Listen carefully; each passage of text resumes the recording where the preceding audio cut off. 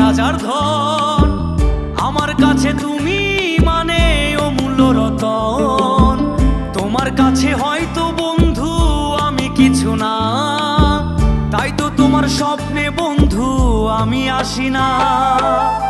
আমি মানে তুমি আর তুমি মানে আমি।